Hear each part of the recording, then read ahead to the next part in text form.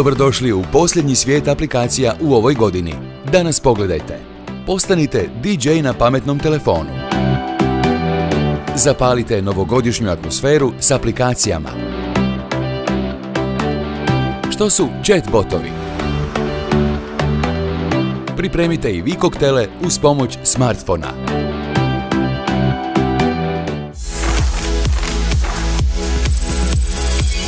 Jeste li razmišljali detaljnije o glazbi? Bez glazbe nema dobrog partija, tako da se nekad trebate okrenuti vašim pametnim telefonima ili tabletima kako biste atmosferu podigli na još viši nivo. Bilo da organizirate zabavu kod kuće ili ste jednostavno u društvu poznati kao osoba koja se kuži u to. Osoba koja se kuži u to danas je ovdje sa mnom, DJ Rea. Bok. Bok, čao. Rea, kako to da si odlučila postati DJ i kad se rodila ta strast? Dogodila se dosta davno, prije, evo, sad će biti već 14 godina uskoro.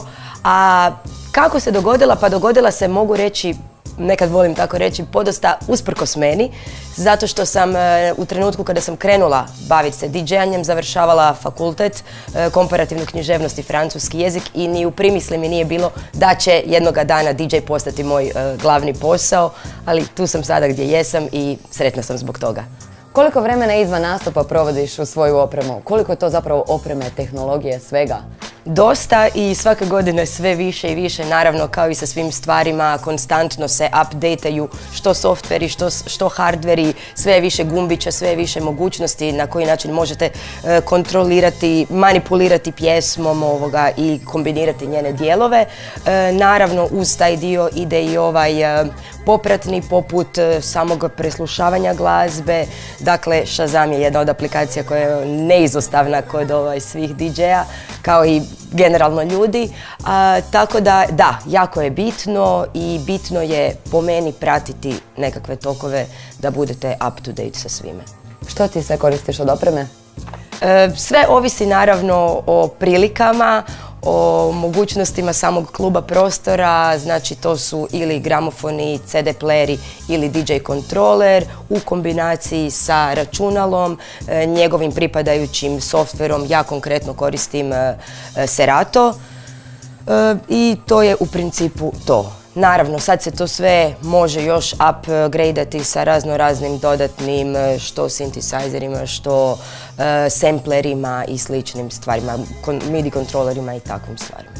Jesi li ti nekad pribjegla mobitelu kad si imala nešto na umu, a bila si daleko od svoje opreme? Pa ne. Ne, zato što ipak mislim da je za takve nekakve nastupe jako bitno imati flow. Tako da pribjeći aplikaciji bi bilo vjerojatno u nekakvom kriznom trenutku gdje baš moram improvizirati, a volim biti spremna što se toga tiče, tako da nisam si dopustila takvu priliku. Upravo zato mislim da bi i teško bilo profesionalno DJ-ati na tabletu ili mobitelu, no s druge strane za ovaj nekakav amaterski pristup mislim da je više nego dobra mogućnost. Spomenula si Serato, postoji li još koja aplikacija i možeš li nam objasniti malo aplikacije? Dakle, da, Serato konkretno ima svoju ekstenziju, da kažem, kroz aplikacije i vrlo je dobra, možda čak da kažem, za profesionalne DJ-eve. Naravno, kao i sve stvari, trebate malo vremena da se uhodate, da naučite točno gdje, što, koji gumb stisnuti na ekranu. Vjerujem nakon nekog vremena da ne bi trebao biti problem.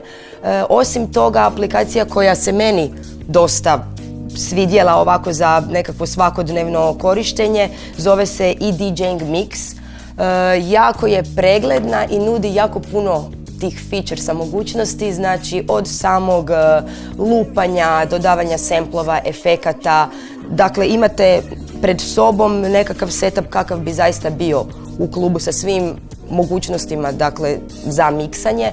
Tako da, evo, baš mi je nekako, malo sam je probavala, igrala se s njom, čini mi se dosta simpa, čak možete prstom iskrećati, tako da možete stvoriti taj nekakav efekt i mislim da bi recimo za ljude koji možda još uvijek trenutno nemaju novce za opremu ili ne žele se baš još profesionalno baviti time, bila dobra da malo opće istraže što DJing jest i na koji način se glazbom može igrati. Jedna od popularnijih aplikacija je Super Pets. Zašto je ona toliko popularna i kakva je to aplikacija?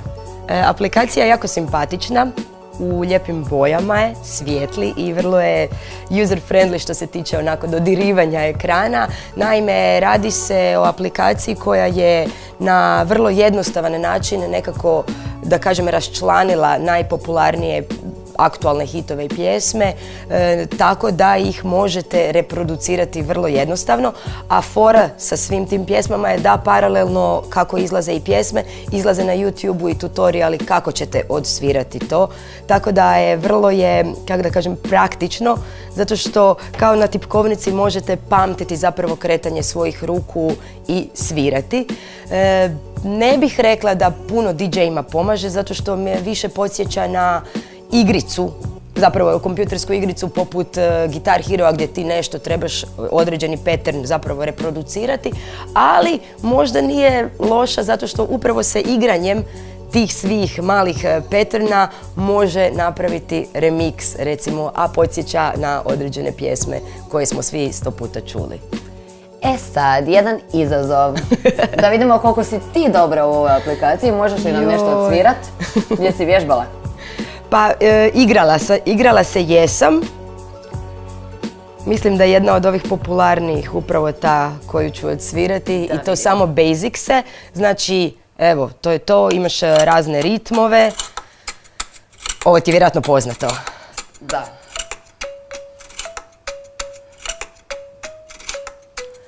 I tako dalje, i tako dalje. Super, pa zvuči odlično.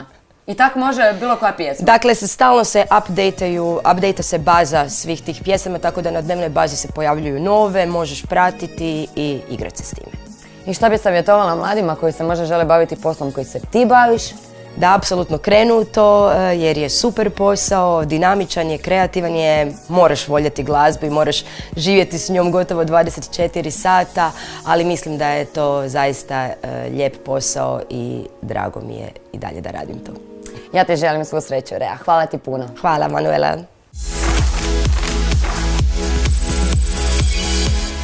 Jeste li učinili sve što je u vašoj moći da čarobna noć bude doista čarobna? Dragi ljudi su oko vas, hrana je ukusna, piće ima dovoljno, Bor je tu, svečana odjeća ima primjerenu količinu šljokica i dobre želje su spremne. No ako vam nešto nedostaje, ne brinite. Gotovo svaku atmosferu možemo zapaliti dobrom aplikacijom. I kada kažem zapaliti, mislim skoro pa doslovno. No da ne biste napravili požar na mjestu gdje se nalazite, predlažemo virtualne alternative. Tko je za prskalice? Aplikacija Sparkler 3D unijeće živosti u svaku atmosferu imitirajući animacijom svima omiljene prskalice. Jednostavno, bez nereda i neželjenih posljedica. Želite još vatrenije? Što kažete na vatromet? Preporučamo Fireworks New Year, gdje sami možete složiti vatromet kakav želite. A da ne zakasnite s otvaranjem šampanjca u ponoć, najbolje da aplikacijom New Year Countdown namjestite odbrojavanje preostalih dana, sati, minuta, te na koncu sekundi na pozadini vašeg mobitela.